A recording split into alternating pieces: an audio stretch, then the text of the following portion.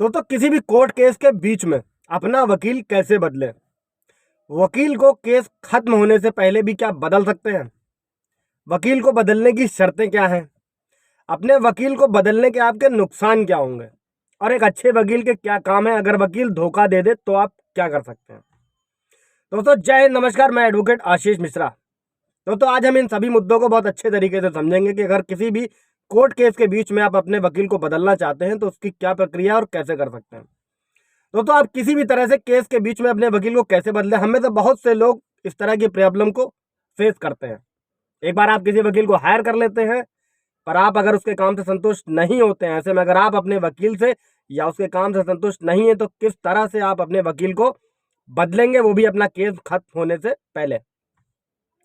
तो जब भी आप कानूनी दांवपेच में फंस जाते हैं तो वकील ही एक ऐसा व्यक्ति होता है जो आपको सही सलाह दे सकता है, आपको उस मुसीबत से निकाल सकता है। कानून की बारीकियों के बारे में जितना एक वकील को पता होता है, आम नागरिक को उतनी जानकारी नहीं होती है। छोटे मोटे कामों से लेकर गंभीर मामले तक के लिए भी बिना वकील के आप एक भी कदम नहीं उठा सकते हैं।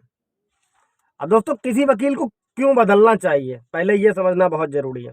दोस्तों लोग अक्सर ये सवाल पूछते रहते हैं कि आप अपना वकील को बदला जा सकता है, क्या ऐसा पॉसिबल है? कुछ लोगों का तो ये भी कहना होता है कि हमारा वकील हमसे चीटिंग कर रहा है, काम ठीक से नहीं करवा रहा है। तो ऐसे में क्या करना चाहिए, किस तरह से वो अपने वकील से पीछा छुड़ाए और नए वकील को हायर करे? तो कई बार आपके और आपके वकील के बीच में रिश्ता भी इतना खराब हो जाता है कि उनको ठीक करना मुश्किल हो जाता है। अब अगर आपने ठान लिया है किसी भी तरीके से कि आपको अपने पुराने वकील के साथ काम नहीं करना है, तो सबसे पहला और सबसे बड़ा काम आपके लिए यही है कि आप एक अच्छे वकील की तलाश करें। साथ में दोस्तों इस बात से इनकार नहीं किया जा सकता है कि किसी भी केस के बीच में अपने वकील को बदलना आपके लिए घाटे का सौदा भी हो सकता है। मान लीजिए आपको जमानत करानी है, जमानत की फीस अपराधी पर लगाए गए धाराओं के आधार पर निर्भर करती है।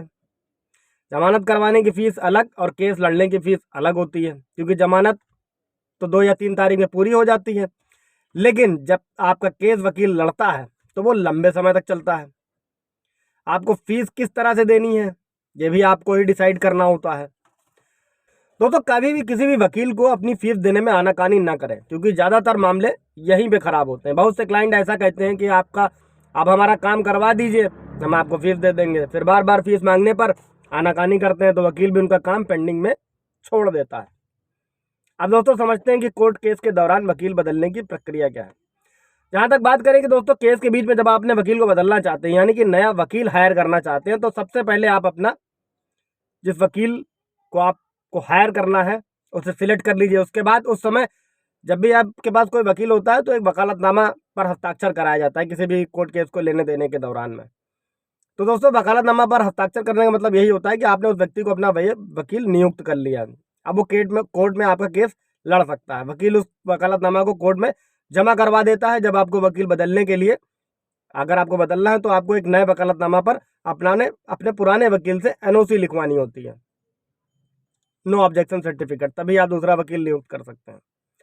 अब दोस्तों एनओसी का मतलब ये होगा कि आपके पुराने वकील को इसमें कोई ऐतराज नहीं है, आप उसे बदलकर नया वकील हायर करना चाहते हैं। जब वकील उस वकालतनामा पर एनओसी दे देता है, उस वकालतनामे की कॉपी को नया वकील कोर्ट में जमा करवा देगा। इस तरह से आपके वकील बदलने की प्रक्रिया जो होती है वो पूरी हो जाती है। उसके बाद आपको ये करना होगा कि अपने पहले वकील से फाइल लेकर अपने पुराने वकील को देनी होगी। ये वही फाइल होती है जो आपके केस से रिलेटेड होती है और उसमें सारे डॉक्यूमेंट्स आपके लगे होते हैं, आपके कोर्ट केस के जो भी होते हैं। अब दोस्तों अगर आपका वकील किसी तरीके से एनओसी देने से मना कर देता है तो आप इसके लिए कोर्ट में एक एप्लीकेशन लगा सकते हैं, जिसमें आपको कोर्ट को ये बताएंगे कि आप अपने पहले वकील को टर्मिनेट करना चाहते हैं। इसमें सीपीसी आदेश 3 के हिसाब से कोर्ट जो होता है आपके एप्लीकेशन को स्वीकार या अस्वीकार कर देता है। अगर कोर्ट आपके वकील बदलने के लिए एप्लीकेशन को स्वीकार कर लेता है तो आपको नया वकील मिल जाएगा, आप नया वकील हायर कर सकते हैं।